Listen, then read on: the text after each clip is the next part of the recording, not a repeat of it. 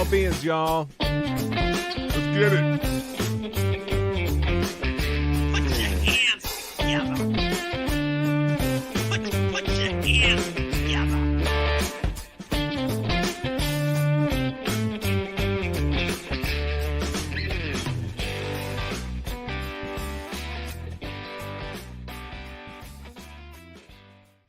Yeah!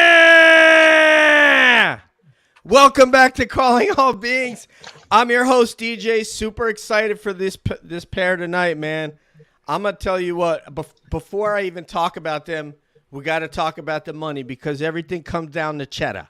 It's all about cheddar. We're talking about my co-conspirator, my co-collaborator, my brother from another mother who Katiati made a damn video for. Yeah! Put your hands together for Money, Nathan. Woo! What's up, everybody? Hi, Money. How are you? I'm You good. look like a sexy animal tonight, as does the humorous antagonist, the historical brother of the show, the man who makes this shit look cool, and that's what we're talking about. Look down, baby. We talking about Flarius Kevin. No, I'm vexed, man. She's got prettier hair. He's got prettier hair. What am I going to do tonight? No, you're Kevin, in a that's tough not spot tonight, true. Kevin. That's not true. No, what am I going to do? It's difficult. Yeah. And here's a woman that we really wish would spend more time researching the phenomenon, more time thinking about it, more time postulating. Nathan, what do you say about her? I mean, if she put some effort. I just feel I've already filed a complaint with the HR department, just not putting in enough time. And Nathan is man. HR, so there you go. Say hello to myself. It's pretty convenient. I just want to let everyone know that I really am a sexy mother. Yes, she is. Yes, she is. She is a beautiful beast, man. Just like the rest of the show, except for. Anyway, so all right. So I want to talk about our next guest. So I heard them yesterday for the first time, and then I listened today, and there were heart bubble emojis flown everywhere. Mm-hmm. I think Nathan by now and Flair and Deb can get a sense of when I hear a content creator and I just like going ballistic over how amazing they are. Mm-hmm. And I don't say that lightly, and I don't say that all the time about content creators in this medium and on these platforms that we use.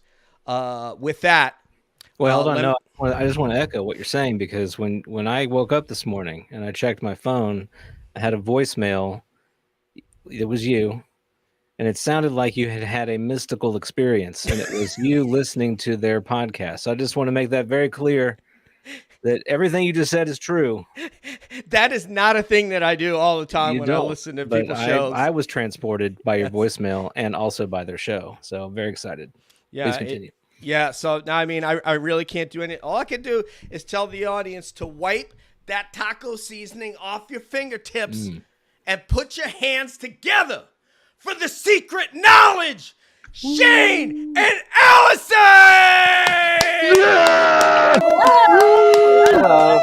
Get that taco seasoning off there, man. Some of these people got knowledge for you. Yeah. And they know how to speak. And it's a secret. They sound like Money Nathan children. I'm just kidding. He's not old enough to be your money coins. Definitely not. No. Oh. Wow. Guys. Well, okay. I'd love to take that all on as, our content, but if you play our content in reverse, we are putting hexes on all of you. This is some Black Sabbath 1974 business going on, man. Aleister Crowley. Oh, my goodness, man. I am not playing that record backwards. That's all I got to say. Welcome, Allyson and Shane. Man, you guys did it to me, man. Well, thank you so much. Thank you for listening. And you specifically mentioned the interview. We had a lot of fun dipping our toes into those waters. That wasn't something that we planned on doing when we embarked on this podcast, but when the opportunities arose, we figured, hey, of course, let's interview some people that have had some actual experiences and hear from their point of view. So, yeah. We have two experiencers on this show and two who aren't. And normally this is the part where I pass it to Money Nathan, which I will do, and he's gonna He's going to blow you away with the stuff he says. But I really would like to really just hear about you, because I don't know that much about you guys other than Allyson was the winner of the Susan Fenston art raffle that we had, and that Akashi Chris had put together for us. So that's how we got to meet you. Can you please tell us about yourselves and how you got into work together? Yeah, well, I mean, Shane, do you want to take this first, or? Well, as far as about one, I'm sorry my camera is so dark, but I think it makes me dark and mysterious. Exactly. I mean, as far as who I am, my name is Shane. I work at a small bookstore. I love to read. I love to write. Allison and I met through a school, through We a both taught at Missouri State University. Composition specifically. I taught creative writing, poetry, and composition, and he taught composition and short stories. Yeah, and so that's sort of how we became friends. And as far as how we started to work together, I mean, I've kind of been into weird shit my whole life. Like when I was a kid, my dad told me UFOs were real and the government knew all about them. And And then I had about the exact opposite experience. It's not And- real, man. So, and then, I mean, and while I can't say I've had UFO experiences, I think I've had some paranormal experiences. So I've always loved weird stuff. But I think Allison and I first got interested in this. We had a playlist that we sort of built. I mean, how would you describe that playlist, Allison, and like the types of videos we put in there? Yeah, so the podcast becoming a thing really originated just very casual between the two of us, where we were just trying to look into some of the fringe things that we were interested in, that we'd found a lot of value in our personal lives, and incorporated a lot of these practices and just got a lot of enjoyment from them. Not specifically UFOs, but meditation, law of attraction.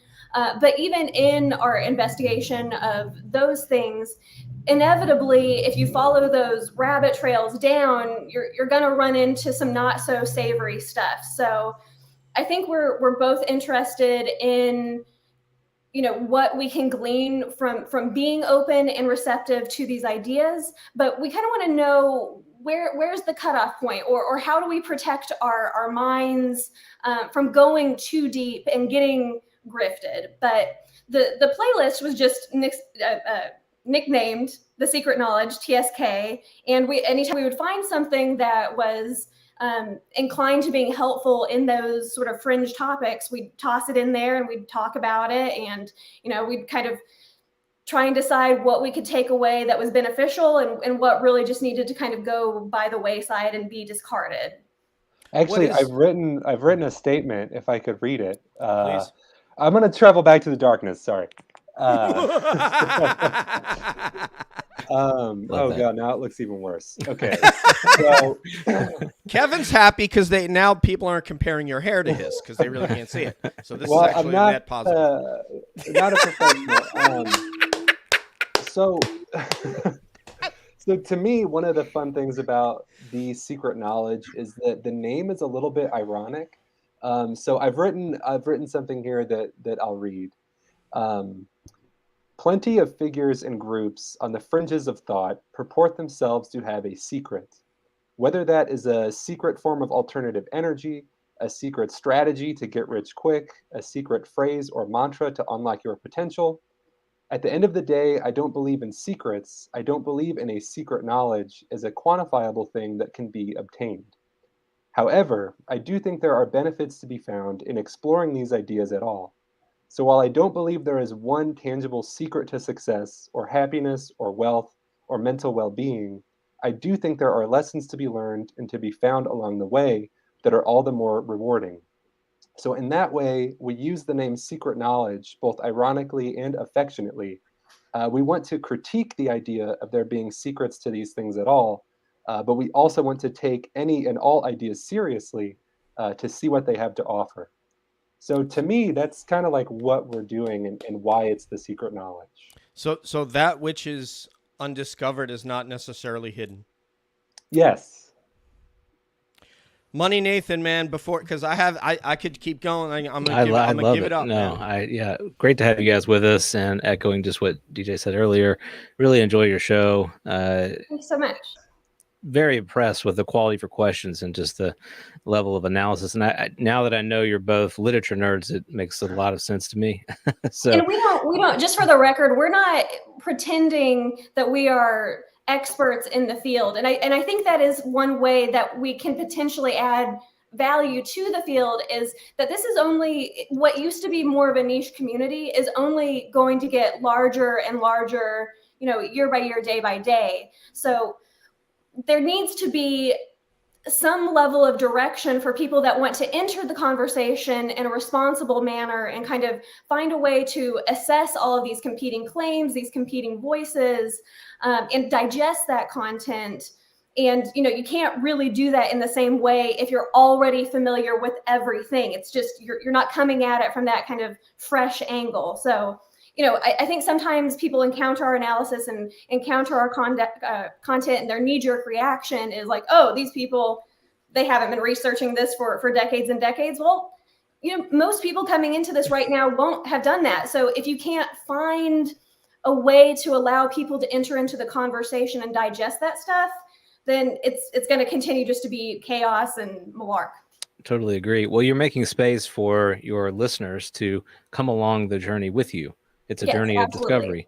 And you're right. A lot of shows, a lot of content, it already kind of puts you right into the middle and assumes that you know what's going on. There are some times where that kind of a story is a story worth telling. And there are other times where you really do need to start from the beginning and bring people with you through that journey. So I know you've been doing a lot of shows on Stephen Greer, which I also think is really cool. Was that intentional? Did you plan to start with him, or any other places you're thinking about going? Well, I think Stephen Greer was the beginning, because, and that's another reason why I wanted to start this with Shane, is it's so easy to just consume content very passively and to not necessarily slow it down and consider what exactly is being fed to you. So the first time I encountered Greer stuff and then shunted it off to Shane, I was sort of like, oh, wow, that's interesting, fun, move along, didn't really think about it. But then a year or two later, when I went back to it, I was like, wait a minute, I'm not even sure that I'm always following or oriented exactly what he's saying and what he's doing. So Shane, do you want to say a little bit why we ended up in the Stephen Greer? I think we started with Greer because we both did enjoy the first time we saw one of his movies. I think for me that was Close Encounters of the Fifth Kind. I'm pretty sure, and we both enjoyed them a lot. And so, but as time went on, kind of as Allyson said, we're like, wait, there's something that's not really adding up here. This guy's just saying a lot of things. For the record, we have, sorry to interrupt you, this is my last interruption, but we have heard there's a lot of difference between the old Greer and the new Greer. So anyone that can provide information that seems to shine a light on the fact that he has had periods of more legitimacy, or we're somehow misinterpreting what he's presenting now, we will absolutely listen to that. But having now watched every documentary several times and the full Disclosure series on Gaia. Was it the shape of his calves? Like you're kind of looking at it going, look, I want to go to the gym. I want to work on my bent over rows. And then you're like, so I'm going to start looking into this guy because his of his biceps calves. Are beautiful. It's a hairy chest. Okay. All right. I'm sorry. Go ahead, Nathan. Well, no, so I think that's very good because to me, Stephen Greer, it's easy to dogpile that guy, right? And everybody in the community is just like, he's the worst. Except for the people that are very, very, very much on Team Greer is very, yes, they're very vocally Team Greer. And that says a lot about him too. But from my perspective with his story it's like many stories in ufology, the more that you kind of get into it, you'll find a lot of these characters that, kind of get into it with good reasons through an experience or contacts or whatever. And it kind of spins out into this other thing that maybe was unintended, that becomes a little bit unhealthy. I think that's important for everybody that's interested in this topic to keep in perspective, because it's very easy to spin out and lose control and kind of you can't find which way is up anymore, which way is down.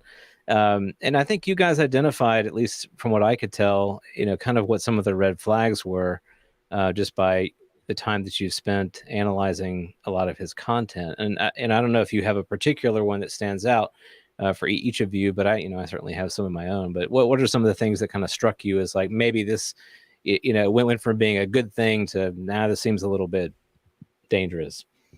I think for me the first one that comes to mind, and I think I first heard him say this when we were watching his Disclosure series on Gaia, which is a 10-episode thing. And he would be describing these ET experiences, but he would add these caveats like, if you weren't pure of heart, you may not have been able to see something, or if you came in with the wrong reasons, the ET would not appear to you. And like, to me, I think the red flag there, and Allyson can speak to this as well because hers was a bit more intense than mine, but like I had a religious upbringing, and so that just kind of reminds me, it's like a religious angle now. It's like, well, I just can't be there and see it. Like my heart needs to be in the right place. Who decides where my heart is? Is it you? Right. So I think that was one of the big ones for me. Yeah, and to go back to the name, The Secret Knowledge, which is part fun, part irony, part of our history. I'm immediately suspicious of anything that is free and accessible, but then all of a sudden these barriers start coming up. And as Shane said, it's hard to determine who is going to be to fit into the category. And when we started finding personal stories from people that have had interactions with him, it seemed like, well, those that are pure of heart seem to be those that are willing to take him at face value at a lot of the things that he is purporting to be fact, but not giving substantive evidence of. Right. Well, James Iandoli, we can hook up all of us at one point, and he might be able to give you a different perspective. He's somebody that, although I'm not, I haven't done CE5 or followed Dr. Greer or anything, but James might change your perspective on that a little bit. So. And we're definitely, we're open to the CE5 experience for sure. We were supposed to do an interview with a couple of experiencers like way back that ended up falling through. But one way that we prepped for that interview was like really trying to embrace the CE5 experience. And while, nothing happened to have happened that night, when there's inherent value in going out and trying to connect with whatever is out there, regardless of whether you get that response from something or not, that still has inherent value. So until I have that experience for myself, no, I can't call it alien contact. But regardless of that, that's something I can still find value in. So I have not a qualm with anyone who practices CE5. And for those who have practiced it successfully, all I'm asking for is please lead me to that destination, because if we're embarking to that destination hand in hand with Greer, I'm not going to arrive there. But, another way. There are, it's for free. You can get those protocols free. And by the way, I think Nathan is absolutely falling in love with your perspective right now. And but I'm going to tell you something. Somebody that Stephen Greer admires in terms of their shoulder development is our hilarious Kevin. So Kev, take it away. What's up, you guys? Hey. I finally got you on screen with me. Oh my gosh. So I gotta say, I met these two on UFO Twitter. I started listening to their podcast and I just fell in love with it. I was, and I started reposting and retweeting you guys way early on. And I love your analytical take and your deep dives. Nobody does deep dives. I wanted to do deep dives. Deep dives definitely have annoyed some, but that's how I'm hardwired. I've got to, like, I can't just make a decision on something quickly. Like I have to hyperfixate completely. No, I love that. There's a lot of true crime podcasts now. They do the deep dives because you have to. You have to do it. Some heavy, man. Yeah, people need that.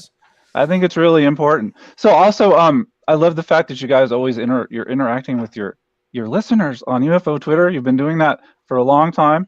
I noticed that you get to know your listeners. You'll ask them questions. You got to know me. You sent me your poetry. We exchanged poetry. It was so cool. Whoa, Yeah, dude. It was fun. dude, I'm gonna have to talk to Shane about that off air. I'm not telling you guys. Anyway, go ahead. So anyway, I wanted to actually start. I understand. Well, I wanted to know actually more about Shane's experience first of all. When I ask about that, he's an experiencer, not of UFO. It's more of an NDI type of experience. I was wondering if you wanted to share that with us. So there are really a lot of different directions I guess we could go because I don't even know where to start this. I'll say yeah. So wait, did you say The near-death experience. Oh, The okay, I NDI. just misheard The you. part Yeah. where Yeah. you almost soiled your trousers. Let's get That to one. that. Yeah, so I've always wondered if maybe this is where it all started because it was around this age that I started experiencing stuff. But as far as that story goes, I was at my sister's softball game when I was about 6 years old, and I was playing around with this stick and I was poking my mom with it, and she said, "Go put that back where you found it." And I was really, I was a kid and I was pissed, so I was gonna be all like sour about it and put it exactly back where I found it. So where I had found it was kind of near to the softball field. And when I walked over there, I must have not been paying attention, and I got hit by a girl taking practice swings, and it just like completely knocked me out. And You got hit in the chest, right? In the I heart? got hit in the chest, and I'll sort of jump ahead and say a quick thing. I ended up going to the doctor a day or two later, and I don't know who knows the medical reality on this, but the doctor had said that he assumed that the bat must have hit me on a heartbeat as opposed to in between, and he thinks if I'd been hit between, I could have died. So anyway, where it gets kind of crazy is I remember having this very vivid, who knows if it was dream, who knows what it was. Um, Sorry, something just popped up on my computer. But They're trying to interact with you They're right trying now, to- man. they're They're trying to like, get me. shut up, man. Don't tell them. they're trying to get me, and now it went away. Very strange. So basically, what I remember seeing is I was in this almost like meadow, and there was a river going through it, and it was like being on a moon because if I looked up into the sky, I could see the earth. So it was almost like I was standing on a moon of some kind. And I know I talked with two beings. I would later go on to call them angels. I don't know that that's what they actually looked like because I don't have that part of the memory. But later, my mom said that I said, "Don't worry, Mom, I talked to the angels." So who knows what that was all about. But basically, what I remember is they told me that I could stay and hang out with them, or if I wanted, I could go back to Earth. And I guess I must have chosen to come back to Earth because here I am. And I'm glad you did because this is a lot of work. So. Nathan, can you give Dolores Cannon a call while we're on air? I already got her on speed Okay, dial. Yeah, thank you. Nice. Get that regression.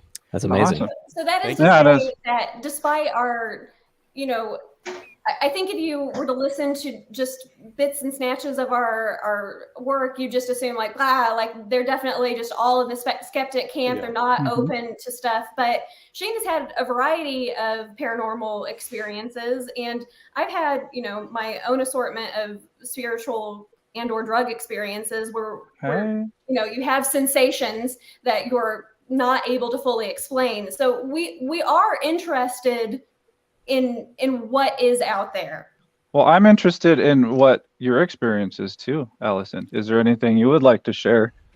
Well, so my experiences, I think, are what lead me to being very critical, not very critical, but not trustworthy of the sensation of a spiritual experience. So Interesting. So, for instance, I was raised in a Pentecostal, non-denominational evangelical church. So a primary doctrine of that, denomination is speaking in tongues. So as a child for, years and years, you're going to the Jesus camps and you're like, you're gunning for it because and I wanted it so bad because that is the sign that you're not going to hell. And as a child, when you're told, repeatedly that, if you're not saved, that, you're going to hell, you're just earnestly searching for the proof that that isn't going to happen. So, Jesus camp 1, no dice. I go home. I'm upset about it. And similar to what Shane was saying about being pure of heart, I've been told, I'm not having enough faith. I'm not, I have too much doubt.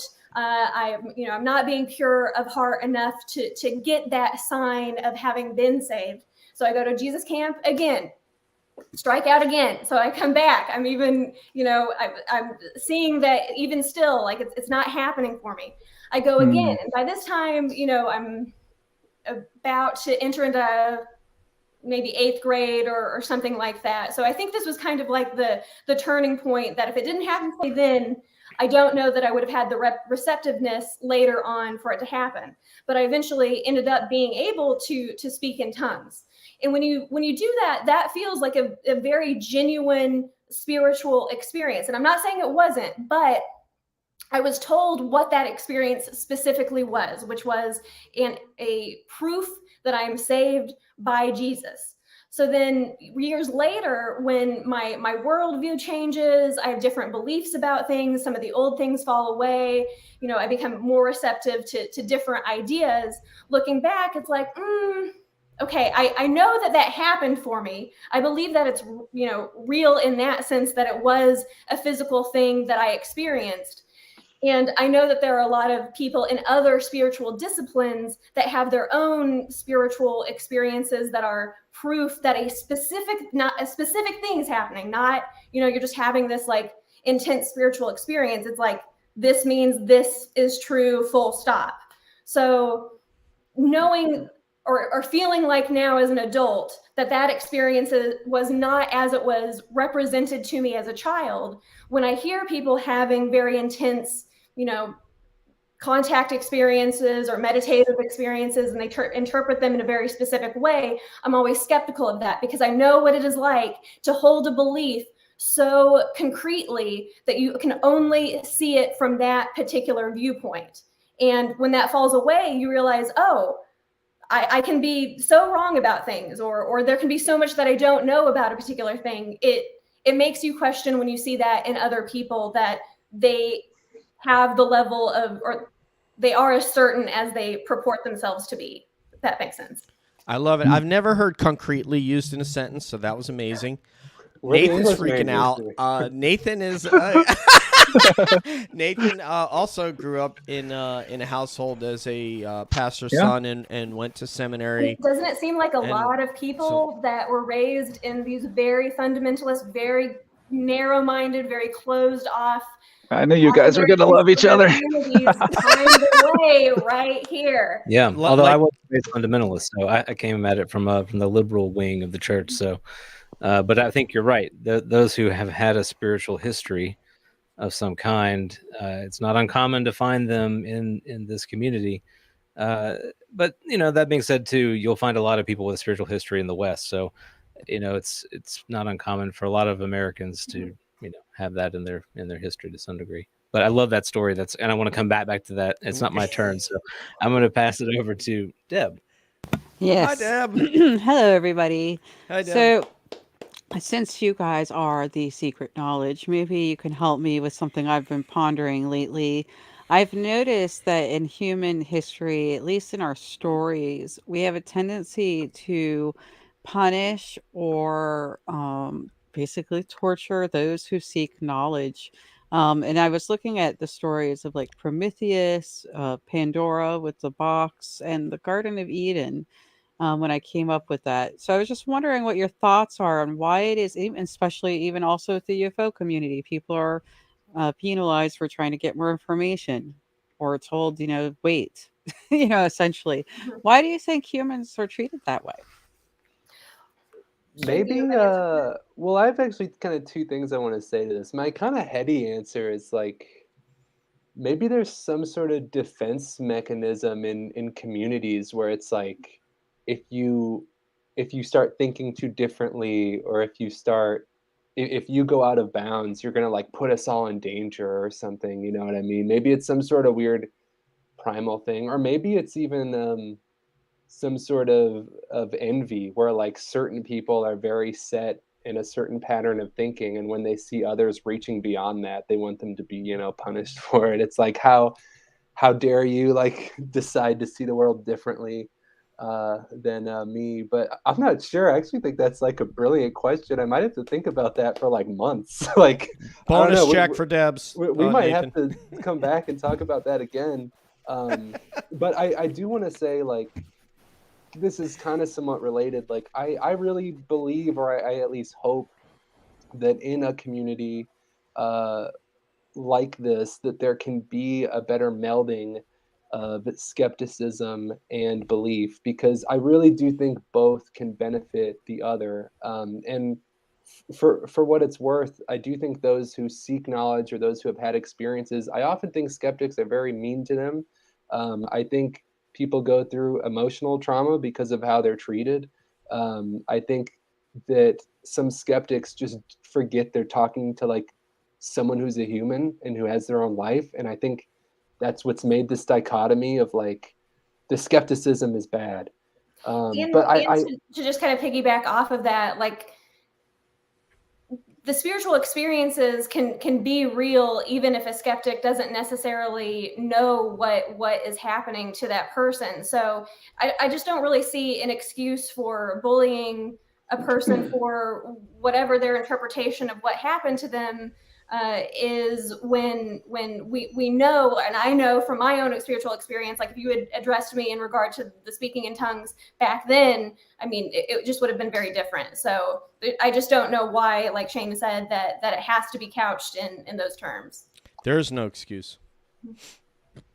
And sort of at the same time, though, I do hope that on the other side of things, people can also understand that some claims are so extraordinary that it's just natural to ask questions and to seek to understand them more.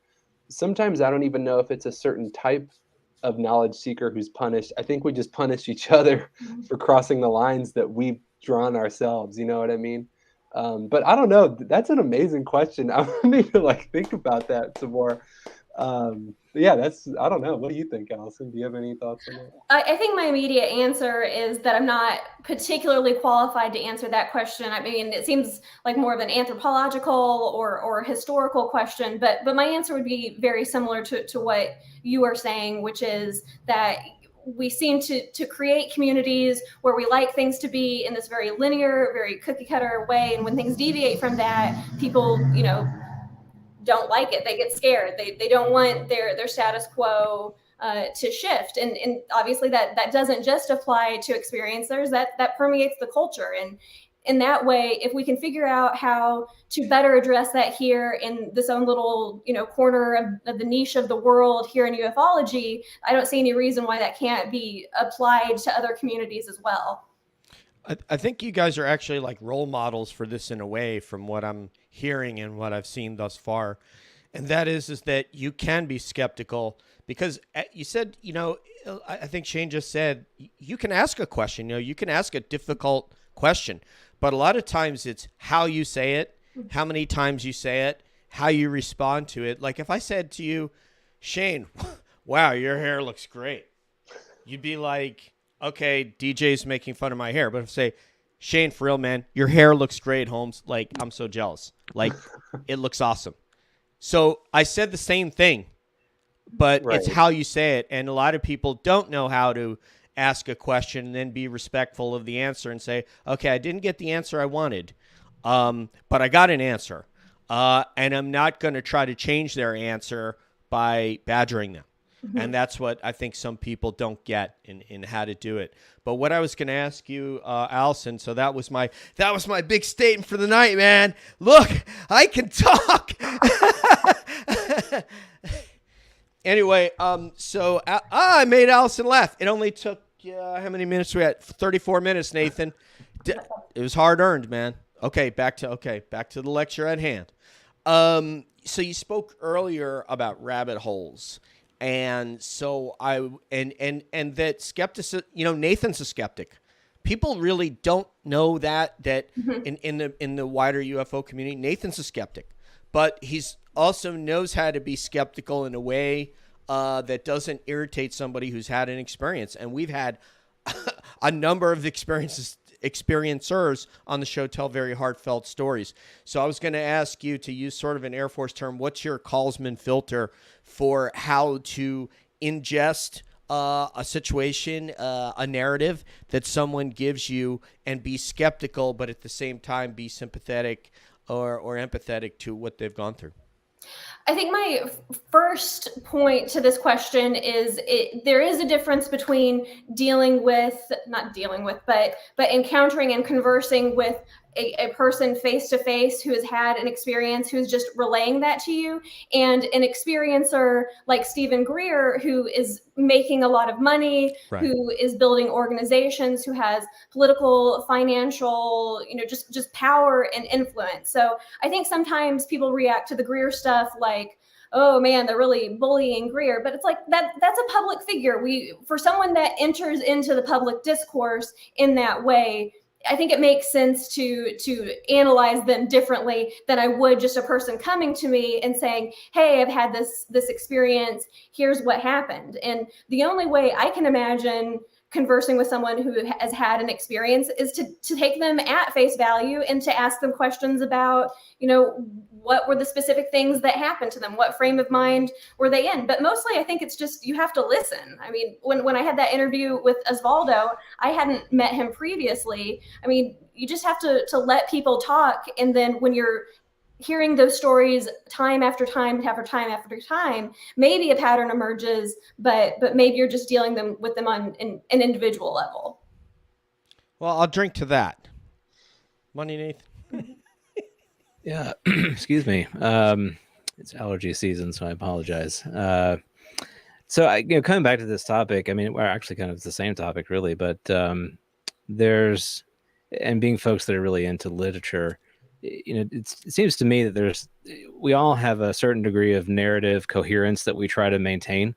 And that's, a story has this as well. So if you're writing something, you try to have a coherent story that has kind of defined boundaries for the reader, but we do this as well in our own lives. We have a coherence that kind of packages the events of our lives into a neat little narrative. And I think, secret knowledge often represents a threat to that level of coherence, right? So it's almost like an immune response that we have when there is something that's coming at us that threatens to decohere our narrative, so we have a natural instinctual reaction against that.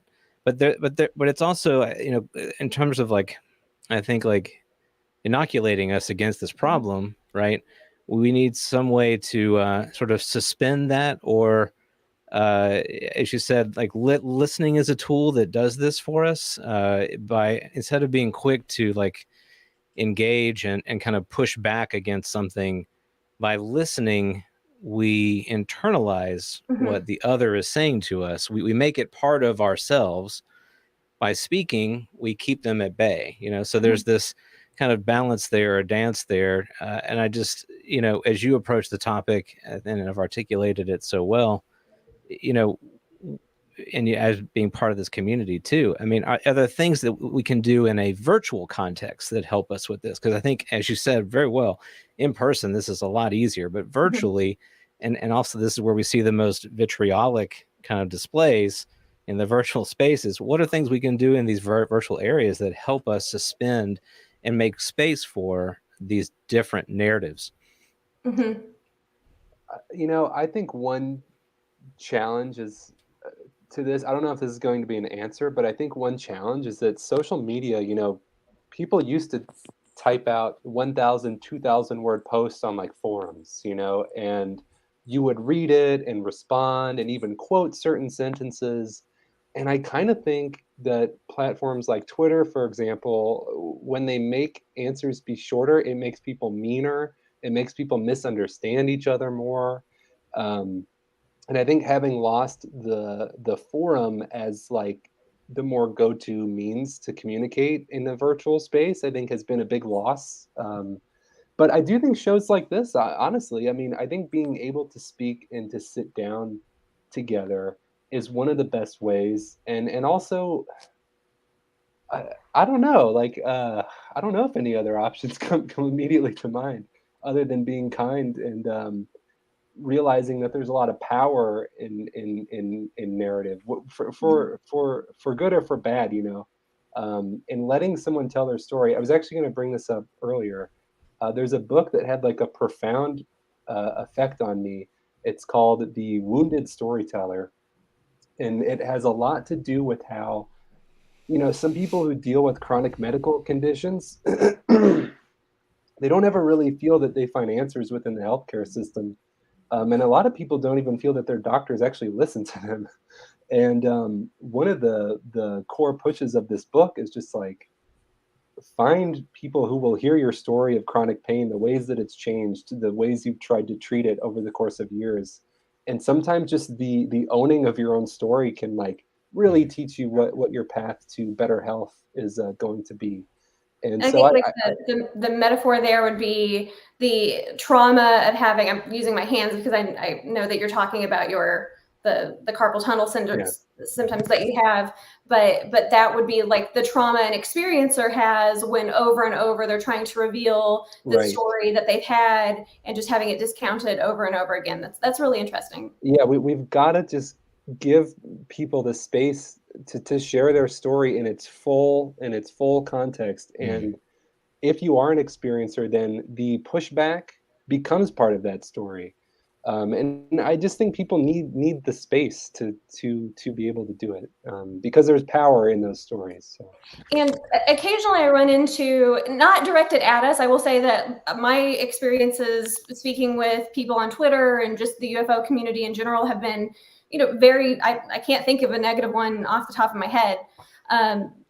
So they have been fine, but there does seem to sometimes be in just like the tweet atmosphere, occasionally be someone that doesn't like podcasters or small podcasters or people that aren't already experts. But it's like, well, we have enough figureheads talking amongst themselves. It seems like what is more beneficial to all of us here on the ground is intermingling and digesting these ideas together. And if you have someone with a motivation or with a goal, there, of course, that bias is going to pollute it in a way that a more public discourse among equals is not. So, you know, like Shane is saying, the problem with this Twitter is that like just that social medium in general kind of breeds animosity. And I don't think that's a secret about Twitter. I mean, it's often kind of a rough place to be.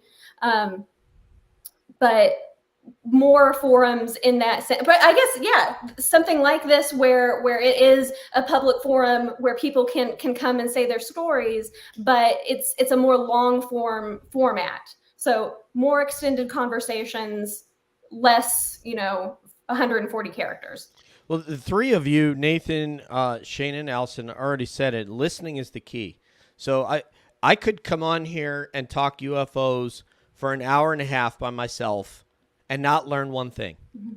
So the reason I have three co-hosts sitting here is because every week, no matter what happens or how many questions I ask or how much I talk, I don't have an opportunity to learn unless I have other people around me that are maybe smarter than me, different perspectives, different, came up differently, different educational backgrounds. Now we've just added two to that mix. So everybody's going to leave this experience tonight richer and thinking, okay, I didn't think of that.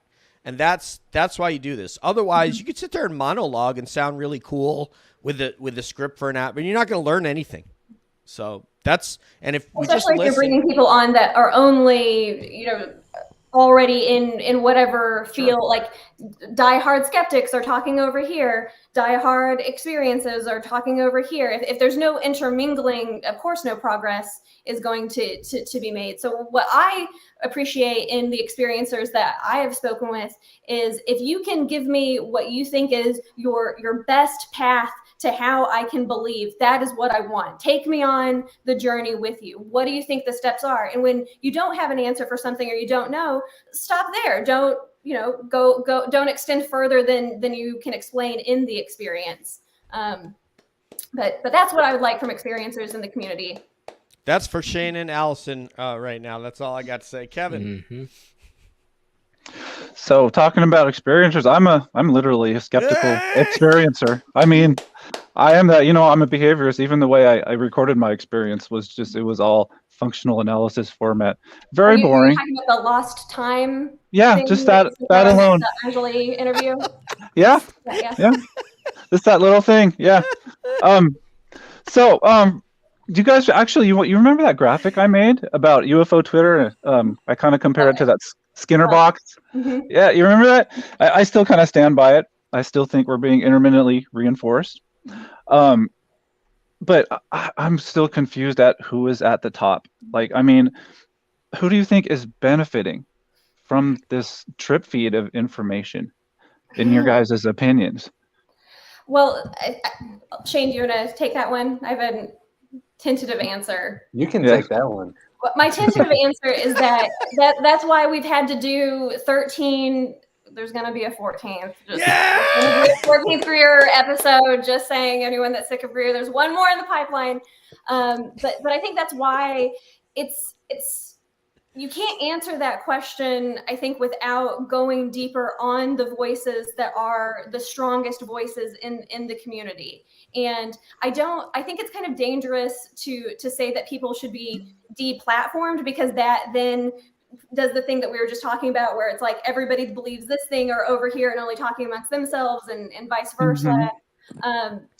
But the only thing I know to do is just to focus on approximately one person at a time, and then vet them. And at the point that I vetted them to my, standards, if they're not meeting them, putting them on the back burner and saying, hey, if you have information, you're not presenting it in a way that I can digest it. So I have no choice but to disregard you until you go check your homework and, make some edits or something.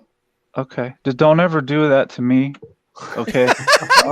I'm scared now. Man. I don't want to see a red pen if I send you a message, okay? Shane or Allyson. I'm just kidding. Debs, what you got, girlfriend? Give us another. I know we got another. Yeah, this one's gonna be deep. You ready for it? Did you ever find out more about the alien soccer ball that was microwaved? Dude, okay. No, but that moment. So again, I'm not trying to dogpile on Greer, okay? But we were watching that episode of the Gaia series, and there's just this moment where it's like, not only is there a hidden lab underground, but also there's a box that beings come out. I don't know. It was crazy. Why did we end up? Very detailed and convoluted story. But do you remember why we picked soccer ball? I don't remember. What is the soccer ball? They describe it. They describe. I mean, I think they describe it, don't they? Wait, when you say hidden lab, do you mean Labrador Retriever? Apparently, yes. Okay. So, So for there's background, Okay. apparently the ball told them to destroy it. Yes. Now it's coming back to me. Yeah. This is like Wilson. And this was in the Lockheed Skunk Works lab, correct? I think so. I'm pretty sure it was. Our qualm, I would love to believe that story. I think that's amazing. If there's a piece of alien technology that's capable of talking to us and flying around the room, sign me up for that. That sounds awesome. But our issue with that story was less that is this improbable? It does seem improbable, but hey, we're open. But it's more like this was a story that had layers and layers and layers and layers of things that needed proof and to be established. And this was in an episode of Greer's Gaia series when he's relaying the story to Billy Carson. Is it Billy Carson? I think so. Billy Carson. And I know Gaia is mostly speaking to an audience that already is in agreement about what might be happening with the phenomenon or other paranormal experiences. But Greer is purporting to have so much secret knowledge that we are to take at face value and believe. It just doesn't make sense to Shane and I. If that story is so amazing, show your work to some degree. Don't just say that story offhanded. That's not, a 3-minute story to toss into the episode. That's like a 2-hour documentary. Yeah, that's a whole just book. on that story to show us your sources on that particular thing. The math professor is coming out. Show us how. I don't want just the answer. Show us how you got to that Everyone's answer going home with that you homework didn't tonight. memorize Red it. pen right Yeah, here. go up to the blackboard. I just want to say that if anyone's watching who does FOIAs and they want a FOIA alien soccer ball, I'm looking for your docs. Mm-hmm. John, I know you're watching, Greenwald. I mean, what could you be doing right now? So anyway, it's interesting. There's sort of a roulette wheel of theories.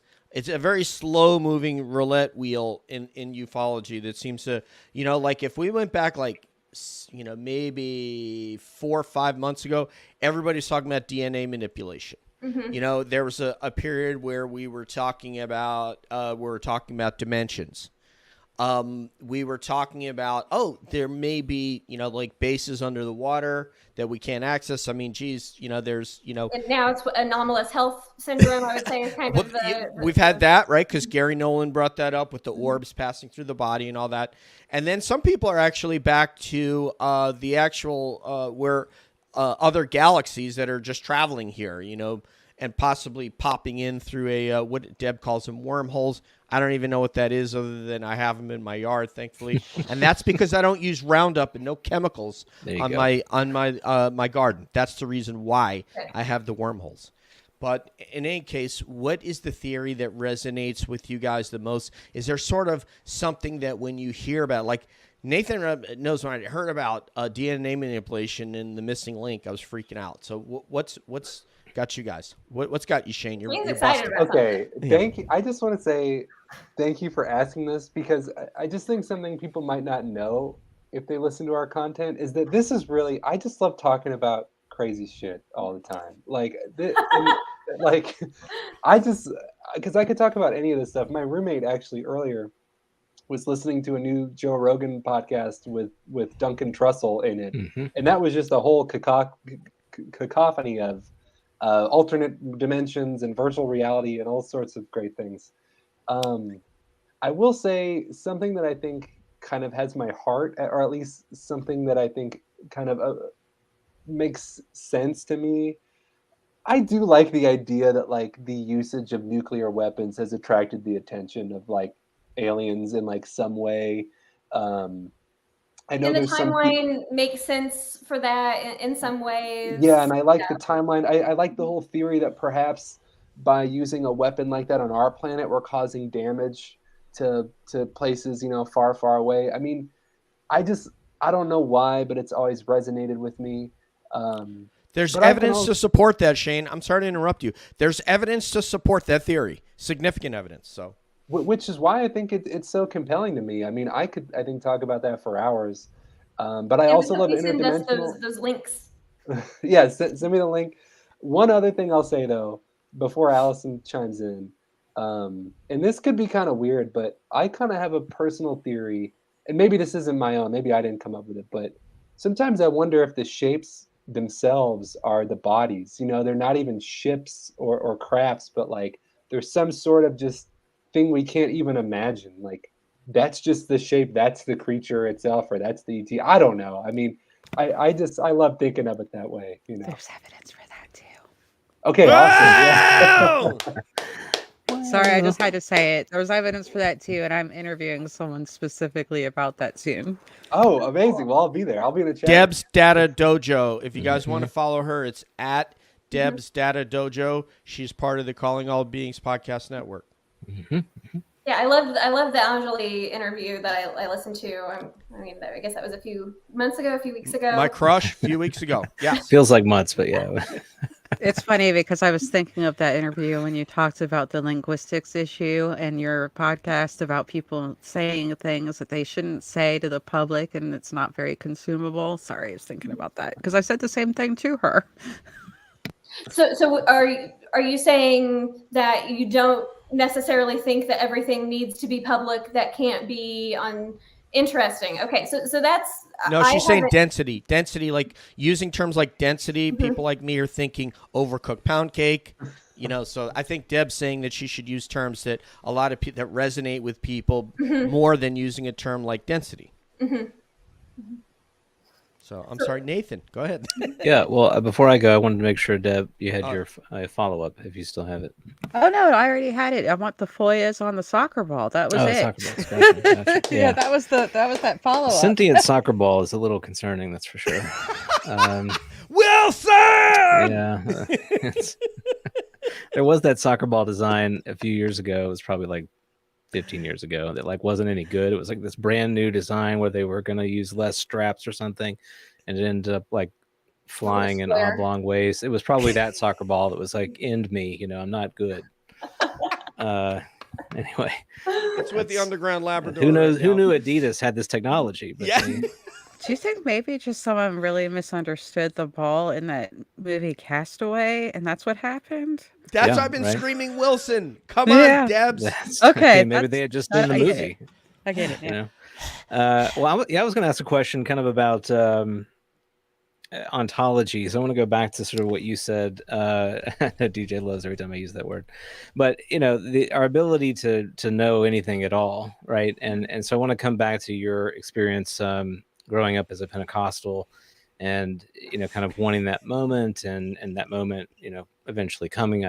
I've had plenty of people in my life who've been exactly in that same place, but who've gotten to that speaking in tongues moment, and it's been very real to them, and the way you put it is, I think, the way that anyone would have put it if you've kind of gone through that and looked at other experiences in other pockets of humanity where they've had the same kind of, sort of visceral connection to whatever it is, right? Mhm. So my question, I guess, if I could distill it down, is what is ultimately knowable and true? Is it true to say that these were all sort of individualized or pocketized, like delusions, or is there something true that is underneath all of these disparate experiences?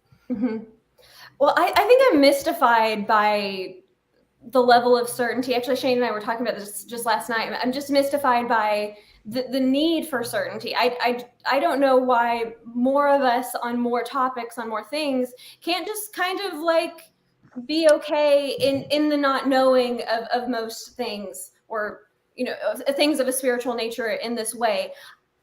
It was encountering other cultures in other religions that had a presentation of speaking in tongues, which was labeled as something else in their culture. Mhm. That was sort of like the first domino to be like, oh, this thing that was like proof written in all caps for my experience being represented of this specific idea is now definitely called into question if there are people on other side of the globe that are having those same, I want to use the word symptom, but that's not quite the right presentation, Right.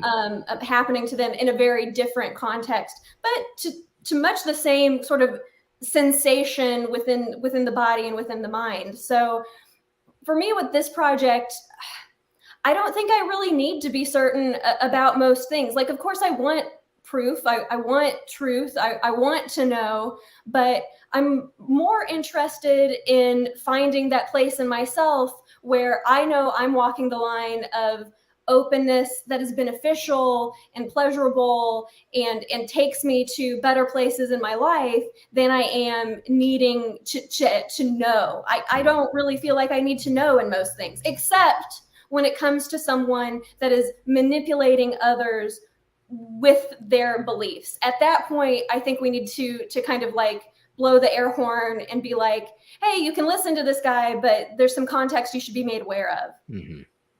Great. Yeah. Shane, what do you think? To sort of bring literature into this, And to also almost just echo Allison, I mean, I've always loved stories that are ambiguous. I mean, you're like I'm maybe the one person who loves Lost. Okay, like No, if- Lost is yeah. In the amazing. interview, Dude, I end love it. Lost. No, that's, Don't Lost is don't make me amazing. think I don't like Lost. I just have. I'm one of the people with the qualm with the last well, 5 minutes. the end of the last show episode. ruins the show, which is unfortunate. But you know, Shane has like some argument to the opposite effect, Look, but that's probably this its is a own free show. invitation. Anyone out there listening, if you watch Lost with me, I will explain it all. Are you gonna watch it with I will. them the whole I'll way take through? him up on that. it's a lot of viewing Because a time, lot but of it sounds people fun. do that. Yeah. You got a full-time job on your hands. Maybe that's our next deep dive. You know? Oh. There you go. No, but I think I've just always loved books and stories that are able to exist in a realm of uncertainty. I'm not saying that I reject resolution or anything, but I've never really minded if a story kind of leaves me at a jumping off point if I feel like I have the tools to build from there as a reader or watcher or listener to sort of play in that space and be like, well, maybe something like this would have happened next, or maybe it's not even about what's happening next though. I don't need resolution, I guess. Is I guess what I'm getting at. I love ambiguity. So Love Hey, that. I just want to jump into one thing. I just want to say, when we talk about experts, when you say you're not an expert, nobody on this panel, none of us are experts. The people who You guys know a lot, though. I've listened. but I want to be for real. I want to be for real for a second. The people that have an intimate amount of knowledge with verified proof, have knowledge of craft or materials you're talking about. I don't know what the numbers are that are familiar and actively interested in investigating to the degree we are in ufology, but I would bet that it's well less than 1% of people that actually know something that's verifiable. So in my mind, we're all in great company here because none of us are experts and we're just sharing ideas. That's all I have to say.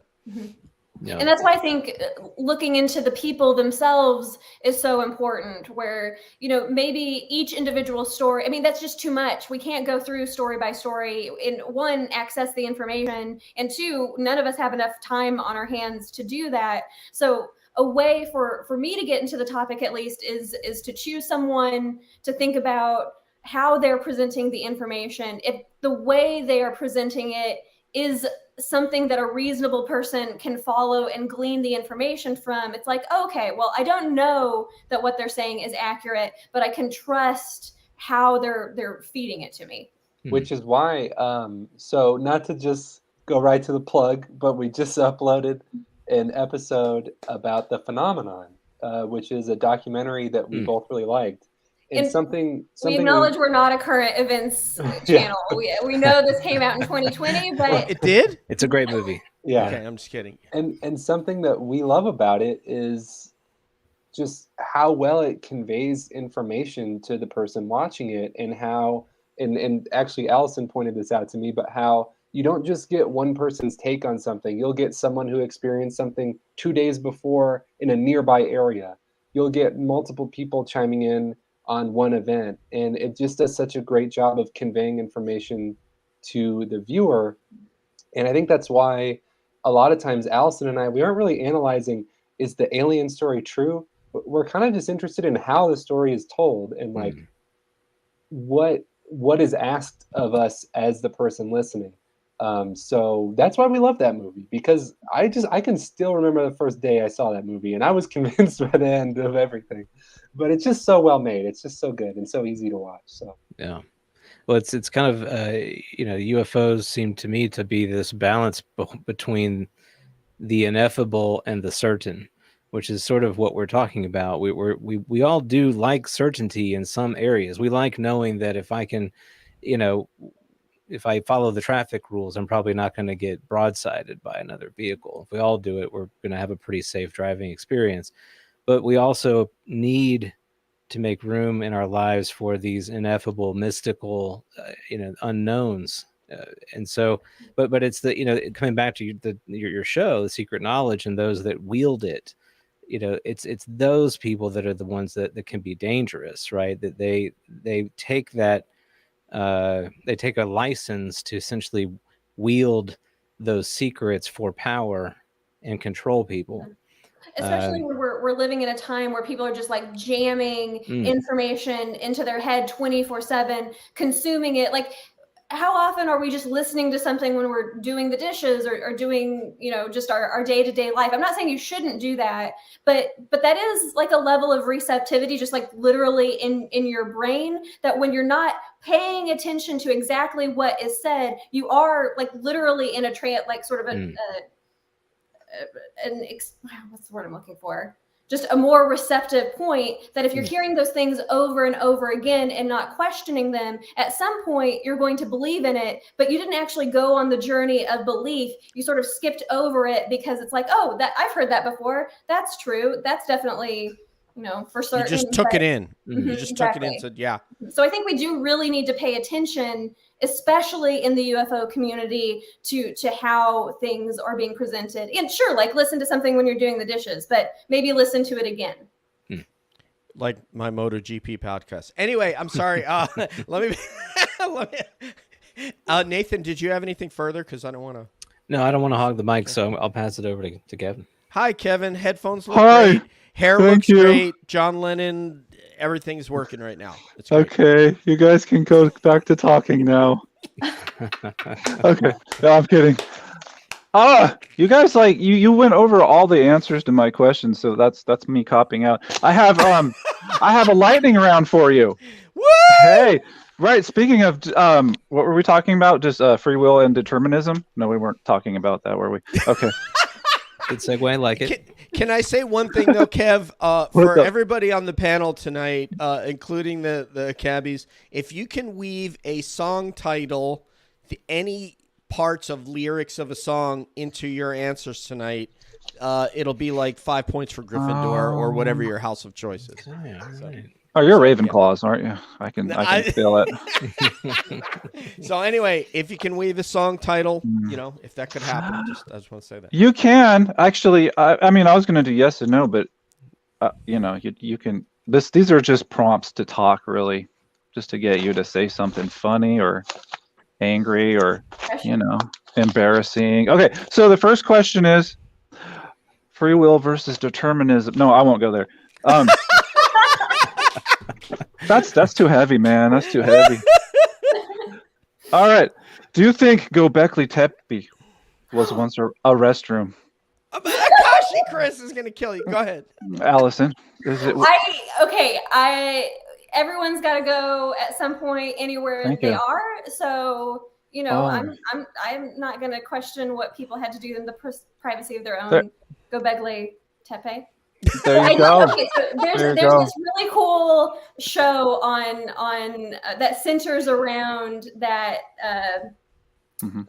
landmark or worship center. Whatever it is. It's really interesting to me that the show is all about like feminine energy and feminine power and like the divine woman. But 6 months or so, I looked into it, and aren't there just like, can you say dicks on cam? Is that okay? Yeah, I suppose so. I mean, it is a person's name after all. That's phallic, true. Yeah. Phallic symbol. Richard's rife in Göbekli Tepe, and I was like, well, that's an interesting transition for the show to make this all about women, and it's full of. Well, they had, it was just men go here, women go here. Just the signage, right? I mean, yeah, it's just the signs. I felt like we were on I-40 just outside of Albuquerque when you did that whole. I don't know if you guys have seen, but Kevin actually made a whole. What do you call that, Kevin? What you made? He basically put a restroom in Göbekli Tepe. He did. So virtually, I did. Digitally. I did. He's a visionary. Is it a bidet? What kind of? No, it's a rest area. It looks like it's a full service. I put a roof on it. It just looks like a rest area. It seriously does, man. Neon lights. No. Yeah, I could. I mean, I went with the metal roof. It's good. It'll last longer. Yeah, totally. Okay, I got another question. So Shane, do you think ingesting copious amounts of prune juice will prevent an alien abduction? No, I don't think it will prevent. Why? If anything, it could even just bring it on. That's actually been I've seen that. that's been my method of trying to attract them to me. I haven't. And Oh, dude, I'm doing it. Hey, honey, get the prune juice ready. it I love hasn't it. worked so far, but I feel great. I feel 10 pounds lighter. Nice.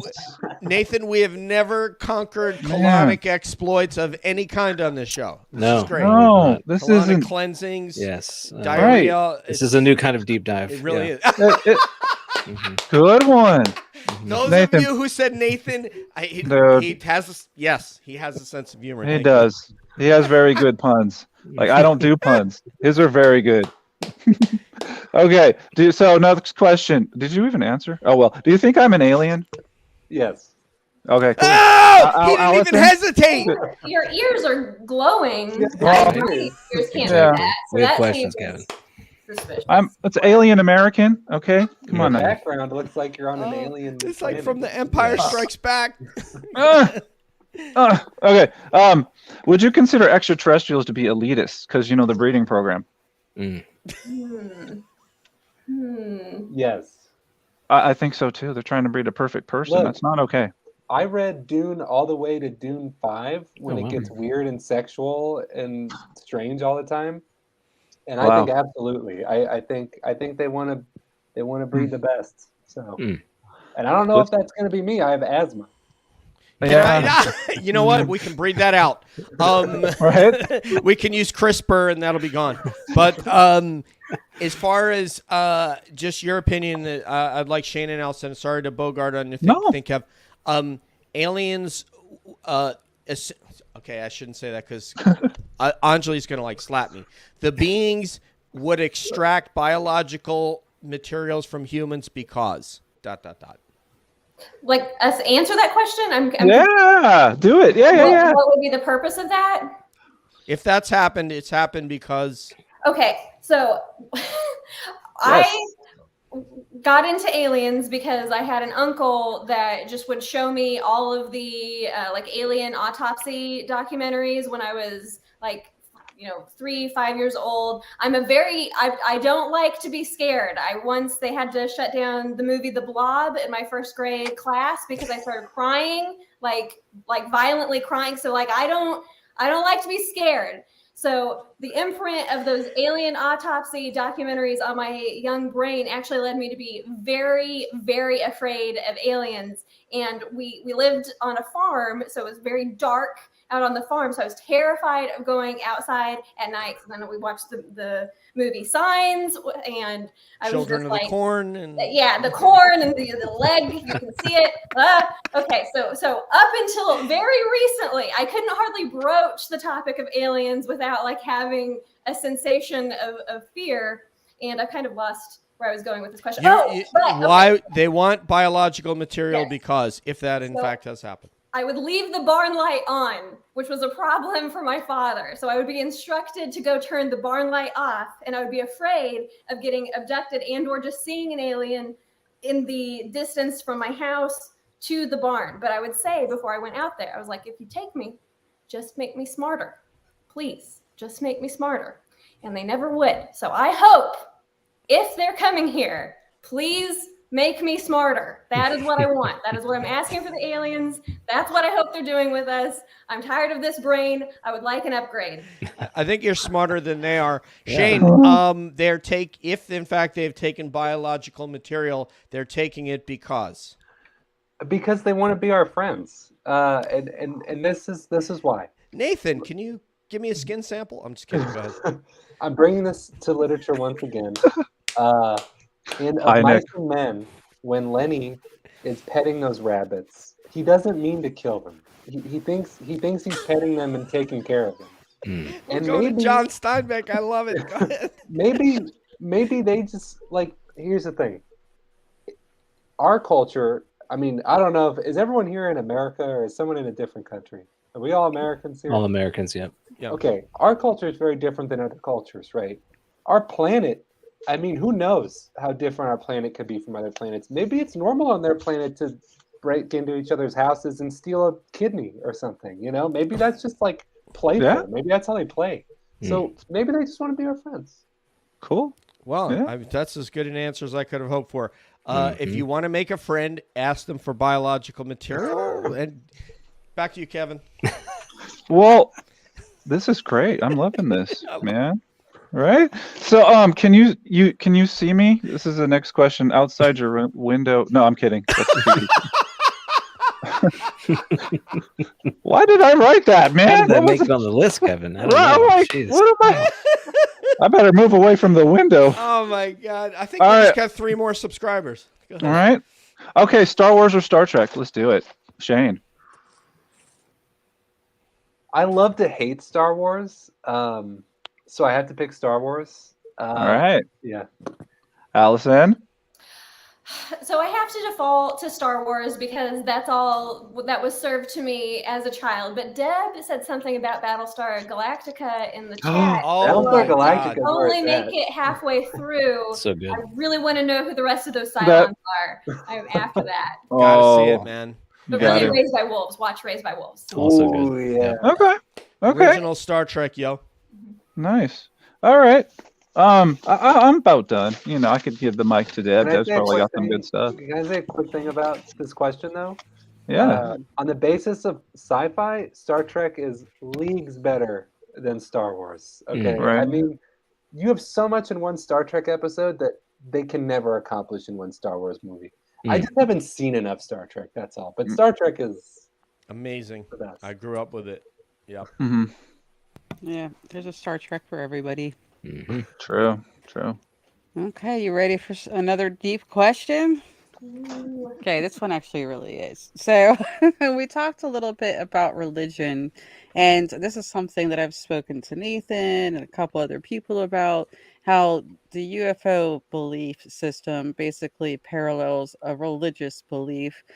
But I cannot help but think that if we had forthright information, if we had simplified what was going on, or at least just been pretty honest about it, it wouldn't have become a religion that required belief. So I just wanted to know what you thought about that, about your insight, because I feel like the playing around with whether or not it was true has resulted in this religious mentality. Mm-hmm. Shane, do you have something? I was just gonna say, I completely agree with the premise. I think I don't remember this if this is in the phenomenon or not, but I know one of the UFO situations. I want to say the Roswell thing. Someone called it the biggest overreaction of national security, like of all time, or something with the cover up. And I don't know. I guess. I don't know. Maybe I don't know what I'm gonna say. I don't know. I think my answer to this question is, I think that wouldn't necessarily solve the problem, because I think there's sort of like a thought virus of people, not just in religion, but any manner of disciplines that are just going to really dig in. And when information to the contrary is brought forward, it just doesn't matter. Like they're in some type of thought loop. But I do think that it would do a lot in terms of making the spiritual experiences that are inherent when we look outward into the beyond to see what else is out there more, well, I almost used the word pure, in which case we're looping back to the but I do think it would do a lot in terms of us being able to have the value of the spiritual experience of seeing and looking at what is out there without the dogmatic, the fundamentalism, the arguing that kind of permeates the culture right now. Right, because at this point, I do think if a third testament was written, it would have to include UFOs, right? Mm-hmm. So, just saying. I just want to say one thing. If somebody in the chat has a question, if you could just tag Deb, and she will get that up on screen for Shane and Allyson, our guests. And I just want to say that is a great question, Deb, that we may never know the answer to. But one of the things that you can sort of parallels, if you look at, Left and Right America, if you look at UFO Twitter, if you look at how, 21st century humans will see anything on which they can divide themselves from someone else, it doesn't really, speak well of or speak positively about what might happen if they had information that would challenge their belief systems. I think you just might have people on the news channels actually talking about this and dividing themselves over who's allied with the phenomenon, who believes in them, who doesn't, who thinks they're here to help us, who thinks they're here to hurt us. And even on this show, I think we all have both of the, Nathan has spoken about it at length, that we feel like there could be some negative consequences as a result of a certain intellectual dominance over us, or what would you call it? Technological dominance, all these sorts of things. So I'm not sure. It's a scary answer and question, and I don't know that we're not necessarily right where we need to be, even if I wish I knew it all. Because if you look at the 6 people on this panel right now, we're prepared to know it all. But that doesn't mean everybody's like us. Clearly they're not.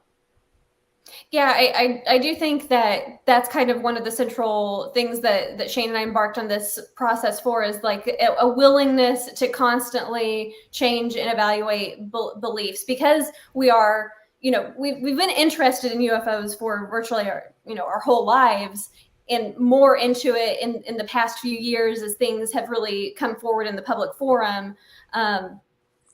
But I do wonder what you're saying, like, would people be prepared to have their world views totally shifted? But I'm inclined to think that people can handle it, or more people can handle it than we would like to give them credit for. I mean, I think when faced with information that allows them to disentangle probably some negative things within the belief systems that they have, that will be real, or could be really freeing. So, I do think that's a possibility. I do think that's a question, but I don't want to wait until we're all, at the level of consciousness that we can take this information on. I think we can trust humanity that if this stuff is out there, that we can kind of band together and be able to use it for good.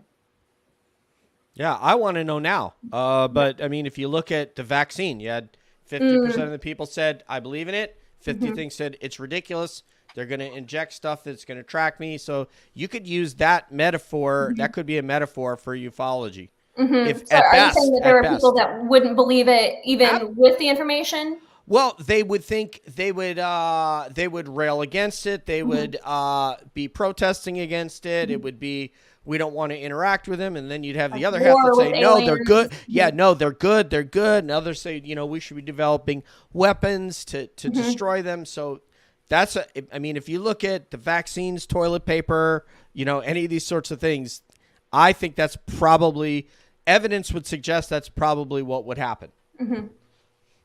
So, but I don't know. But that doesn't mean, again, I want, if I could open the archives right now, I feel like the technologies of the ruling classes that already exist are already putting a large number of us at a disadvantage. So, are you saying does that mean that stuff could have the possibility of leveling the playing field, or would it more likely just give the ruling classes more access to technologies that would make their ability to impact us negatively worse? I think there is a potentiality for that. I think it's something we could, that humans look for things to divide over as opposed to unite over, which is problematic. We're seeing it in our very own community. And this would be, if this were open on a grand scale, like, they're here, look, can you see them right there? Then that would be another thing people would divide over, I believe. Unfortunately, not to, much to my chagrin. So anyway, Nathan. Shane, I saw you wanted to jump in too, I think. So I wanted to give you a chance to. Oh, I actually didn't. I didn't have anything to add to that one. Okay. Well, I can we talk did. about hair care products, Deb or if does, anybody? though. Oh, no, Deb, sorry. hit it. I was just gonna say, knowing the community, they would argue that wasn't the right alien. Like that's what I'm imagining. That's It's a not the right. glad. It's a Yeah. glad. Can I say something, DJ, to your analogy? I think that's great. I think that's what our modern alien invasion would look like. I think it'd be a bunch of news. It'd be late night talk shows, and it would just be people protesting and disagreeing, and people not agreeing. Yeah, It's what we do. It doesn't matter Yeah, what the topic totally. is. The I think topic that's could be great. anything. I mean, that's not something that I'm celebrating or going. It's No, something but that you're the right. trajectory is very good right now as things are going. So if we're already going to ruin, and if we get to know about the aliens before we go to that ruin, I think I'm kind of still game. That's not One what hell we're of a show. discussing. Everybody here's game. We're not discussing whether if you ask me, do I want everyone on this panel Which- agrees? We all, that's not the question. The question is everybody outside this. Yeah, we all want. Let's open up the archives, baby. We'll be there like this. We got a bunch of readers here. Nathan will have his pipe. He'll be smoking. Yeah. Yeah. True. Dr. Heinrich's kin, baby. Give it up for my co-host, Money Nathan, Well- the co-creator of Calling All Beings. Well, we danced around this topic a lot. And almost every show hits on it in some way, but there's the sense in which arriving at whatever the truth is, that's just another door, another opportunity that comes to us to add extra layers on top of it. I mean, there's never, it would seem to me to be very difficult for us to arrive at a place of full disclosure where there aren't new layers of meaning, new narratives, new religious systems. This is just sort of like what we do. Like, this is how we are, so I find it interesting that so many people put like so much emphasis on getting the truth, because to me it's not like it's like the journey's not over. It's just it's actually a widening or maybe even a more complicated problem that we have to deal with at that point, that could be good or bad. Or I don't know if you guys thought about sort of the ramifications of if we actually get what we're hoping for. I think there will always be more. I really, even if there's no more as far as like quantity, even if there's no more amounts of information to amass, I think there will always be more to consider and to learn. I don't know. I just think it never ends. It never ends with anything. Right. Okay, now we can talk about hair care products. If all right, are you guys using conditioner? Do you want DJ skincare formula? I'm just kidding. I hadn't washed my hair for 2 years until last week when I got a haircut. So my hair care regimen has been very, very lax. I love it, man. I dig that. In fact, I would just love to have hair. But anyway, so we're gonna get a final round of questions to end part one of you guys joining us. This has been amazing. Money Nathan.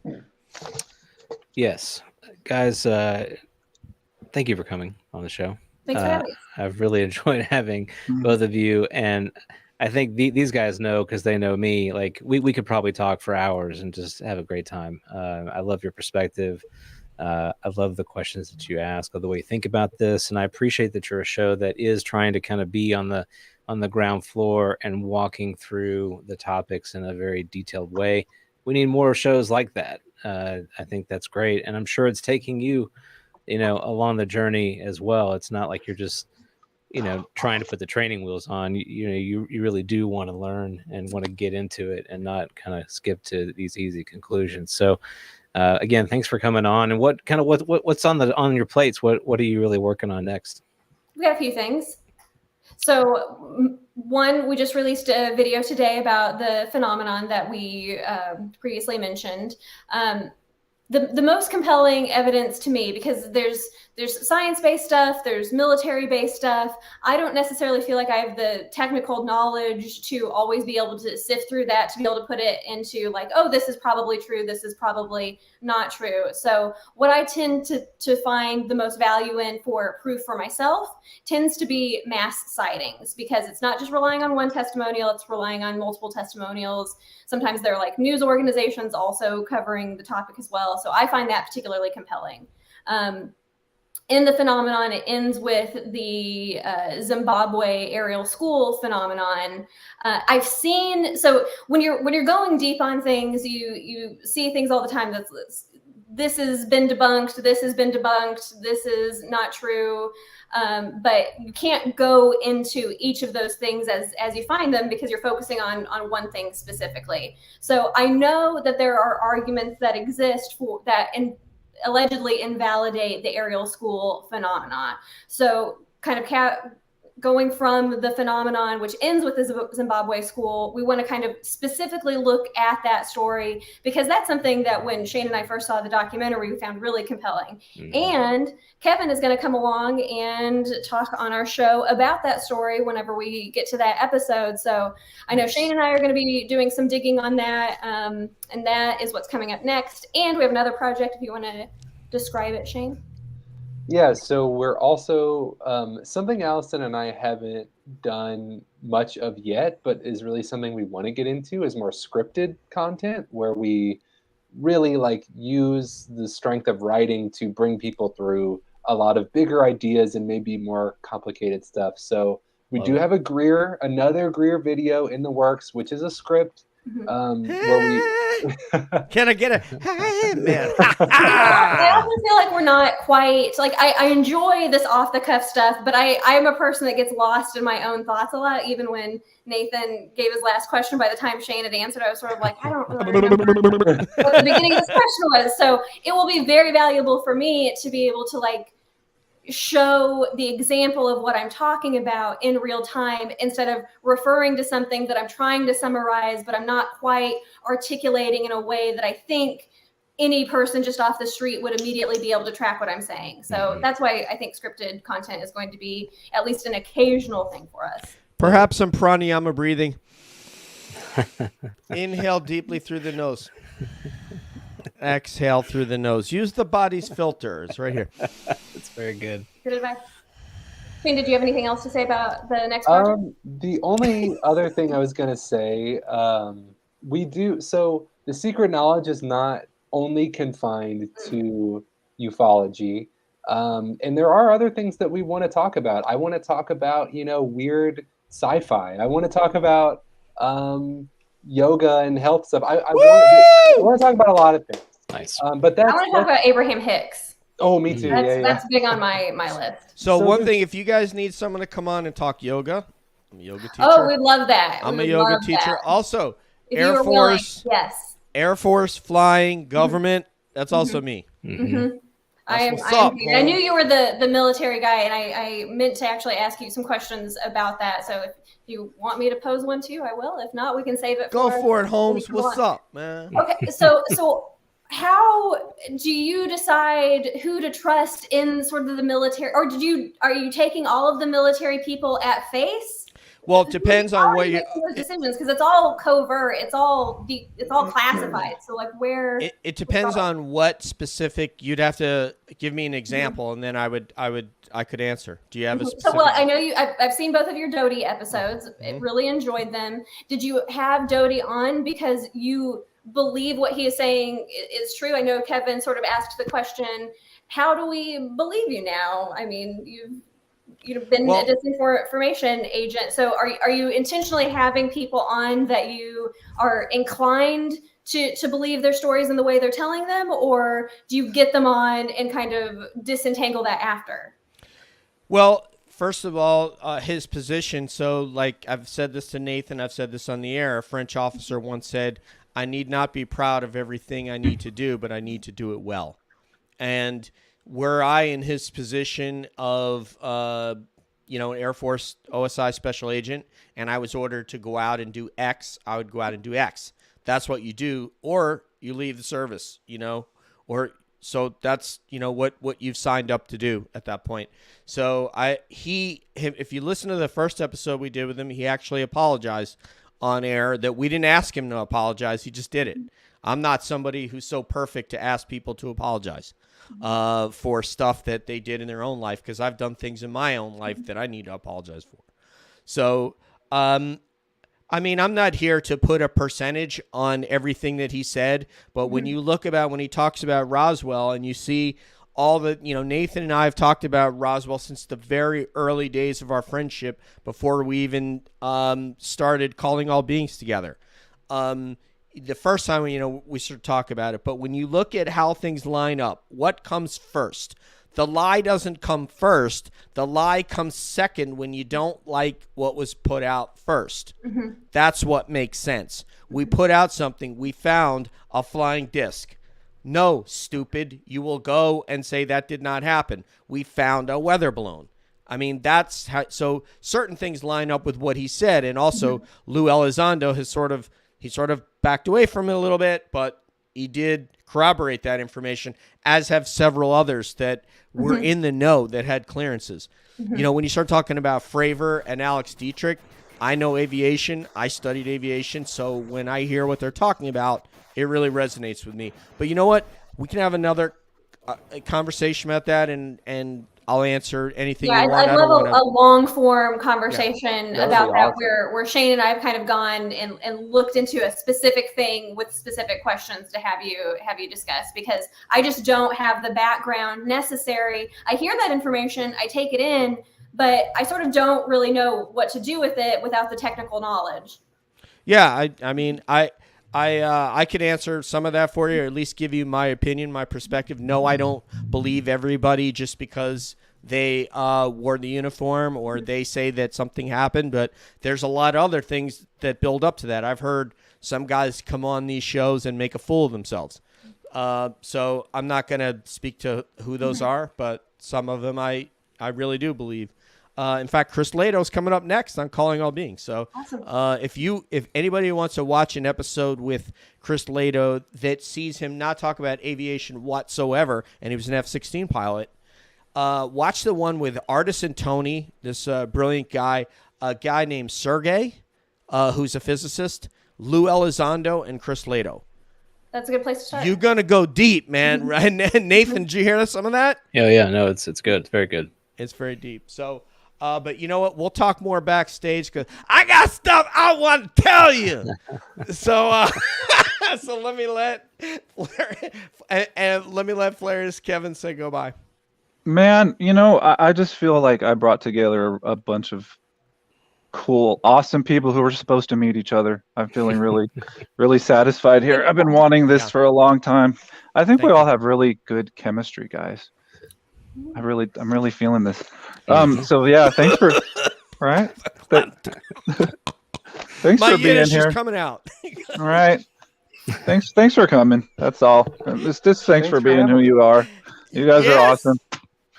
I'm so glad that we met you on Twitter. I mean, you're so entertaining and fun, and I love your spirit of lightheartedness in a community that can often be very serious.